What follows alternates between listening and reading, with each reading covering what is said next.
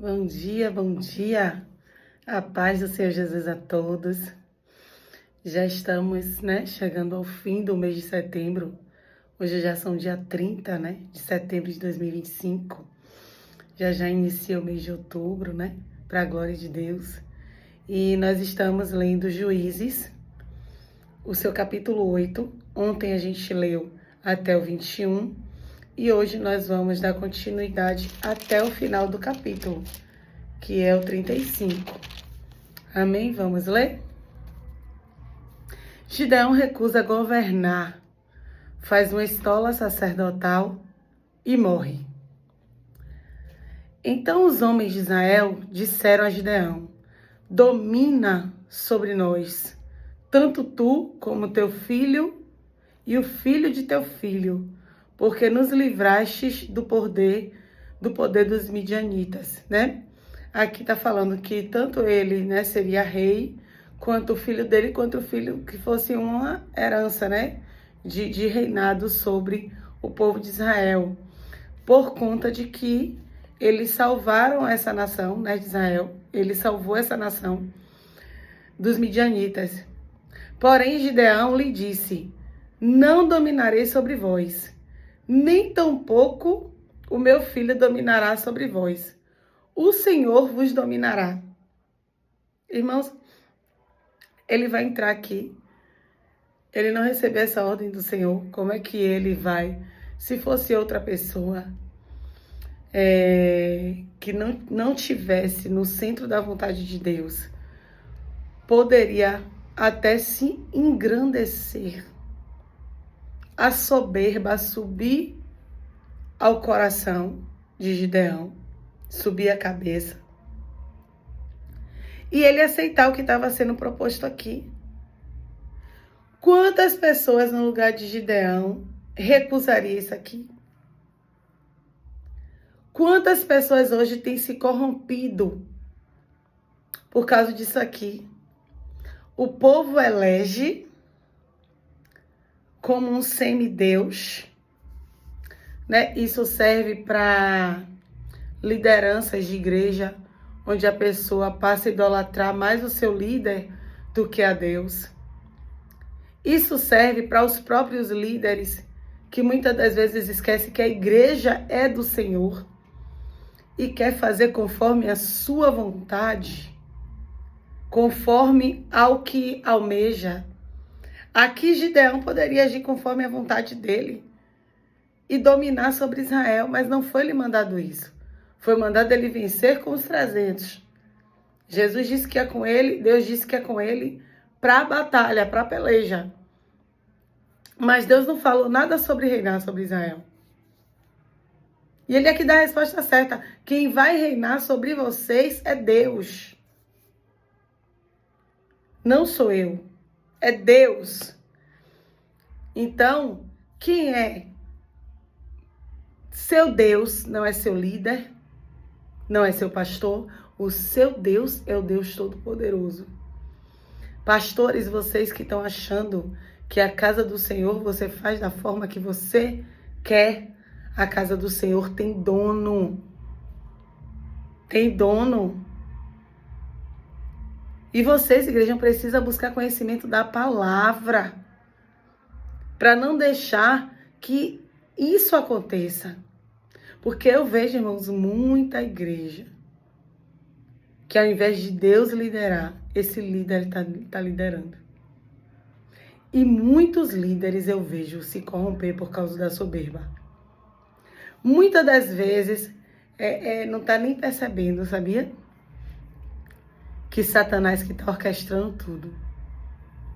Está tão cego na sua soberba que não está percebendo que é Satanás vindo ali sorrateiramente. E a soberba entra.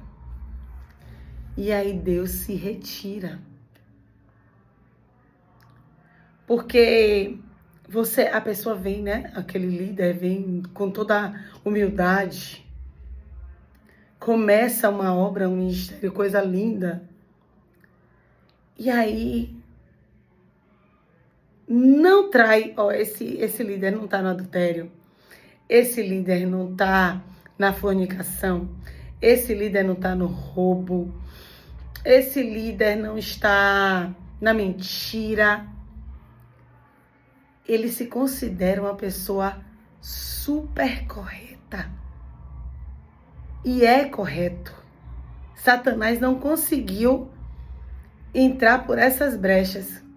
Mas o que acontece? O ser correto demais, a pessoa começa a se achar um semideus. Começa a achar que só ele.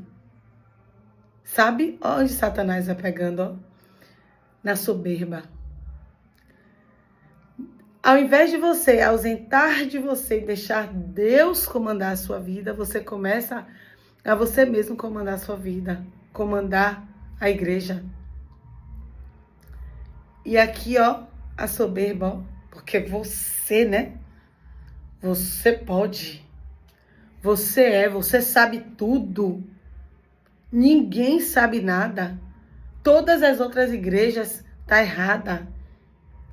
Só a sua que é a perfeita. Só a sua que é a correta. Deus só tá na sua igreja. E muitas das vezes Deus já está ausente. Porque onde o ser humano está cheio dele mesmo, Deus não está ali. Nós somos miseráveis, indignos. Foi pela graça. Pela graça sois salvo. Não há nada de bom em nós. Bom é Deus. Então, muitas das vezes a pessoa se deixa, né? E aqui Gideão poderia. Quantas vezes, né, irmãos? Não vem coisas desse tipo na nossa vida para você se engrandecer, alguns aplausos, alguns elogios, que ali muitas das vezes pode não ser de Deus. Elogios que fazem você se corromper. Elogios que podem fazer você se perder na sua caminhada. Temos que tomar muito cuidado. É por isso que Deus fala: os que estão de pé, cuide para que não caia. Se Satanás está bramindo como leão, ele não está de brincadeira. Ele vai entrar pela porta que ele achar. Aleluia. Disse-lhe mais Gideão: um pedido vos farei, dai-me-vos cada um argolas de seu despojo, porque tinham argolas de ouro, pois eram ismaelitas. E disseram eles: de bom grado as daremos. E estenderam a capa, e cada um deles deitou ali a uma argola do seu despojo. O peso das argolas de ouro que pediu foram 1.700 ciclos de ouro. Afora os ornamentos em forma de meia-lua, as arrancadas e as vestes de púrpura que traziam os reis dos midianitas, e afora os ornamentos que os camelos traziam no pescoço. Desse peso, fez Gideão uma estola sacerdotal e a pôs na sua cidade, em Ofra, e todo Israel se prostituiu ali após ela. E a estola veio a ser um laço a Gideão e a sua casa. Assim foram abatidos os midianitas diante dos filhos de Israel, e nunca mais levantaram a cabeça, e ficou a terra em paz durante 40 anos, nos dias de Gideão. Deixa eu entender isso aqui, igreja. Desse peso, fez Gideão a estola sacerdotal, e a pôs na sua cidade, em Ofra. E todo Israel se prostituiu ali após ela. A estola veio a ser um laço a Gideão e a sua casa. Assim foram abatidos os midianitas diante dos filhos de Israel. E nunca mais levantaram a cabeça.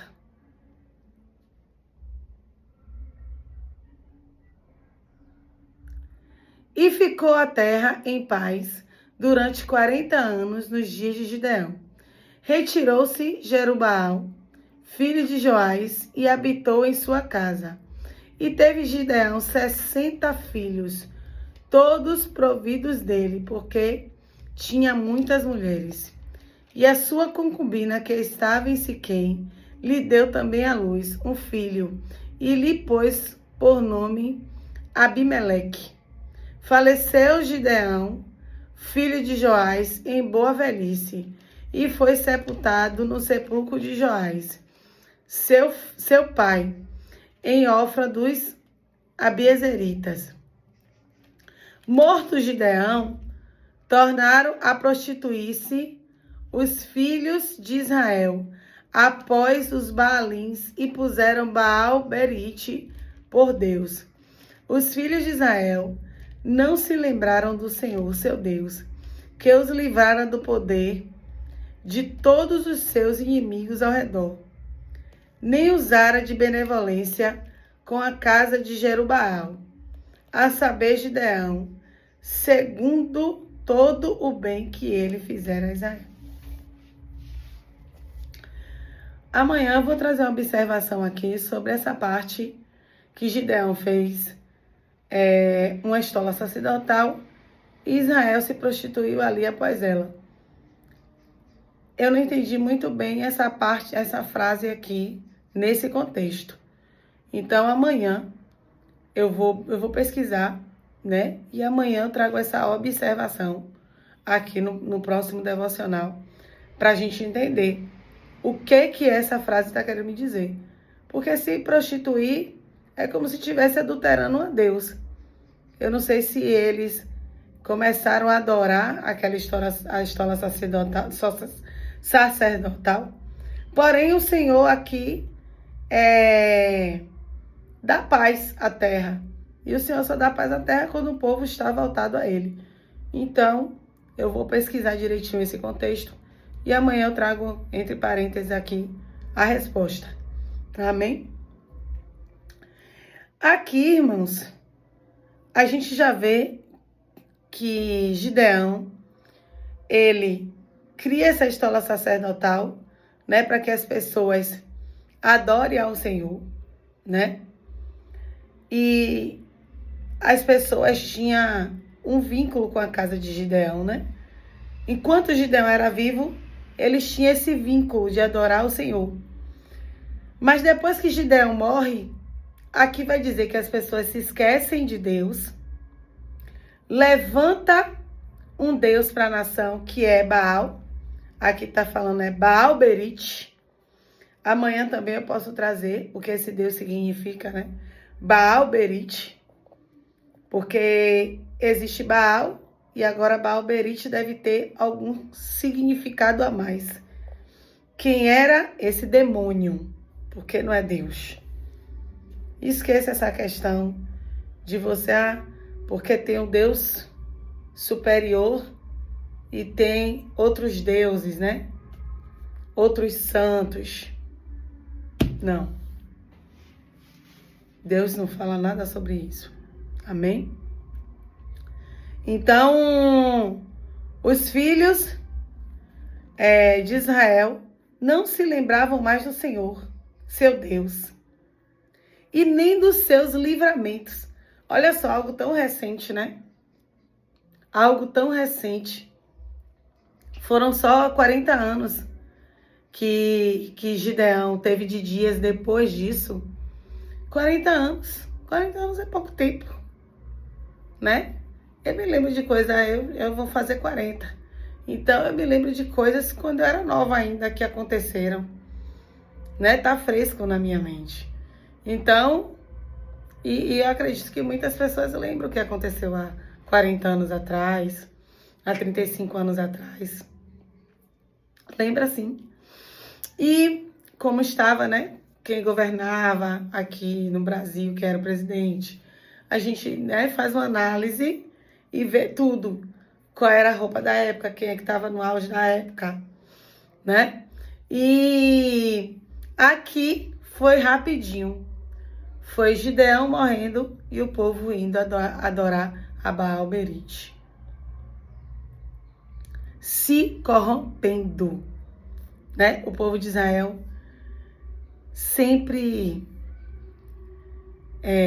corre para esse lado da idolatria, né? Como o inimigo, ele é sagaz, né? Ele sempre... A pessoa tem um Deus todo-poderoso a quem buscar. Mas as pessoas sempre ficam buscando subterfúgio. Ele sempre influencia a pessoa a adorar outras coisas. E eu não falo só de outros santos ou outros deuses, né? Deuses menores. Não, eu não tô falando só disso, eu tô falando que às vezes, como eu já falei aqui, a pessoa idolatra também pessoas. Quantas pessoas idolatram seus maridos? Muitas das vezes Deus tem um chamado, tá chamando, a pessoa diz, não, eu não vou porque meu marido gosta de farra, meu marido gosta de bebida e eu não vou. Você está colocando quem como Deus? O seu Deus ou o seu marido? Seu marido está sendo o seu Deus, porque você não pode tomar uma atitude. E não significa que seu marido, ele vai para algum lugar, você vai aceitar Jesus e você não vai poder o acompanhar. A mulher sábia edifica a sua casa. Isso não importa, você só não vai fazer as mesmas práticas que ele. Você não vai beber, né? Se você acompanhar ele em algum show, em algum lugar, você vai em espírito de oração, mas vai acompanhando o seu marido. Sabe? Porque você não vai, né? E ele vai ver o esforço que você está fazendo para o agradar. E eu tenho certeza que ele não vai te expor a essas situações. Mas você não vai, né? Deixar seu marido, entregar seu marido às lobas, nem sua mulher aos lobos. Porque você aceitou Cristo. Não é essa a intenção, né? Você vai estar orando pela salvação dele, mostrando dentro da sua casa o Deus que você serve, porque tem muitas pessoas também que não dão testemunho, né? E aí quer que a pessoa se converta, quer que a pessoa mude, mas você também não procura se alinhar com a vontade do Senhor. Então não tem, né, como o Senhor trabalhar. A gente também precisa mudar em muita coisa, mas as coisas não é bem por aí não. Né? Você tem que estar com seu marido, você tem que o acompanhar, né? Para ele não estar só. A intenção do Senhor não é dividir, a intenção do Senhor é unir mais ainda, né? E Deus, na hora certa, Ele coloca tudo em ordem. Amém? Tem salvação para sua casa. Eu creio em nome de Jesus, né? Se posicione em Deus, que tem salvação para o seu lar. Outra coisa, tem gente que idolatra o filho. Quantas pessoas engravidam na presença do Senhor e começam a usar o filho como desculpa para não buscar o Senhor? Desculpa.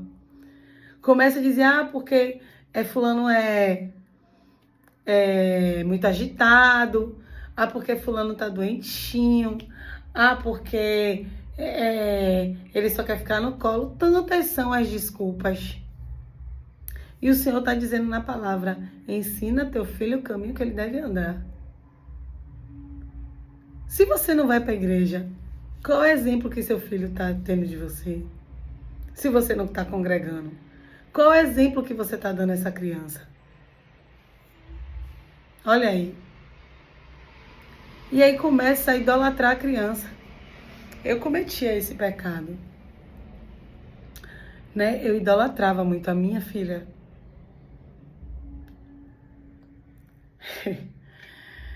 Teve uma época que ela estava bem difícil. E eu disse ao Senhor, eu não vou suportar, me mate. Aí o Senhor ministrou ao meu coração, quer dizer que eu tenho uma obra, tem pessoas a ser salvas através da sua vida, e você está querendo que eu interrompa a sua vida por causa de sua filha. Quem é a prioridade aqui? Sua filha ou eu? Foi isso que o Senhor ministrou no meu coração. Sua filha vai fazer o que ela quiser da vida dela. Ela é um ser humano. Deus ministrando a mim. Ela é um ser humano. Você é outro ser humano. Se ela não quiser a salvação, ela é um ser humano. É a escolha dela. Você tem que correr atrás da sua. Vocês duas são seres humanos individuais. Meu Deus. Quando Deus falou isso, irmãos, eu chorei muito. Eu fiquei mal por muito tempo.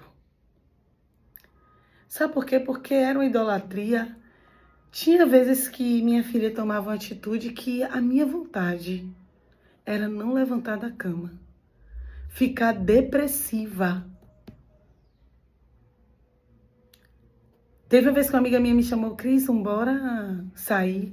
Eu disse, eu não tenho ânimo para fazer nada, a não ser trabalhar, porque eu preciso, com o trabalho, cuidar da minha filha, né? Você vê que é tudo em prol dos nossos filhos. Se eu preciso trabalhar para alimentar minha filha, para cuidar, então não posso desistir, parar, mas eu estava destruída. E o Senhor foi ministrando no meu coração, Ele falou, descanse. Isso aí é idolatria. Eu disse, é verdade. E eu comecei a descansar. E descansei até muito, viu?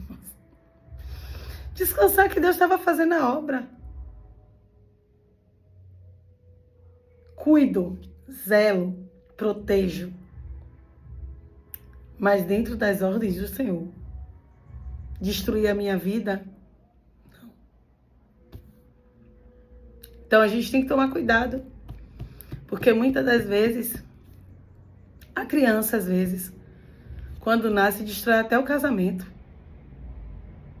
Causa divisão entre o marido e a mulher. Como é isso? Como é que uma bênção se torna em maldição? Como é? Falta de limites, de cuidado. A prioridade é seu filho.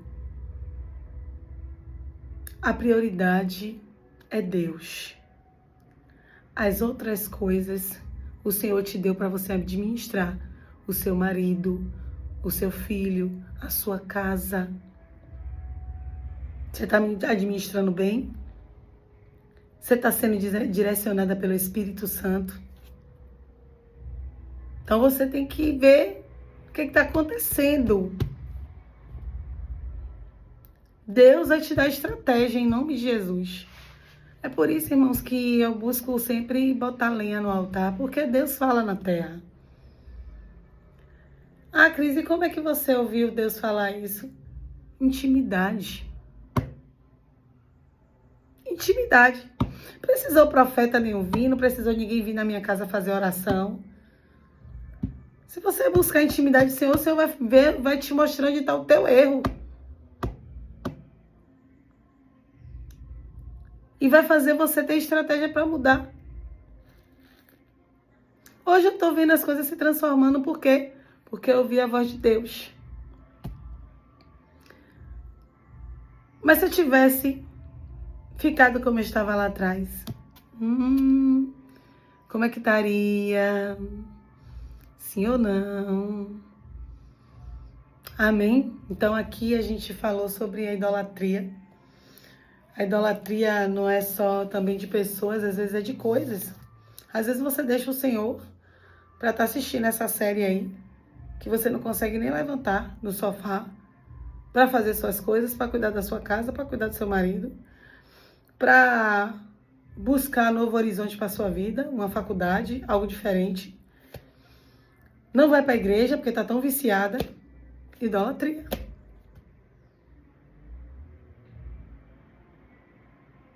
E aí o Satanás vai entrando que você nem percebe. Eita, Jesus. É forte, viu? A gente podia passar aqui, irmãos, falando sobre isso a manhã toda. Quantas coisas a gente tem colocado no lugar do Senhor. Então, às vezes a gente fala, meu Deus, Israel é o povo teimoso. E nós? Olha aí. Vigia. Amém? Vamos orar?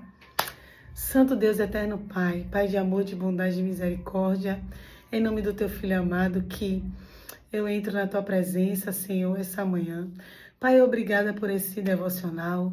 Obrigada por sempre falar conosco e direcionar tudo que vai ser dito. Senhor, obrigada, porque o Senhor é bom e a Tua bondade dura para sempre.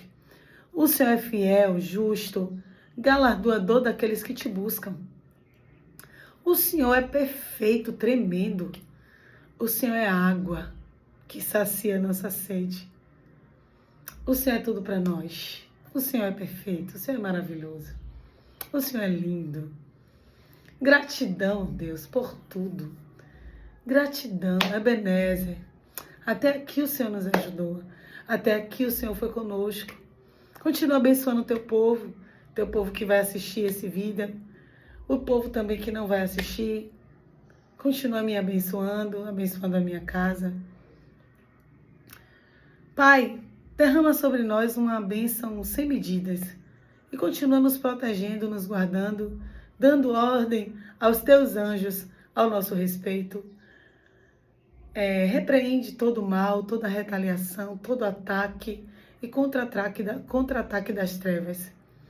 Que o Senhor venha estar nos guardando, nos protegendo em nome de Jesus. Obrigada por tudo, meu Deus. É isso que nós choramos e te agradecemos. Amém. Glória a Deus.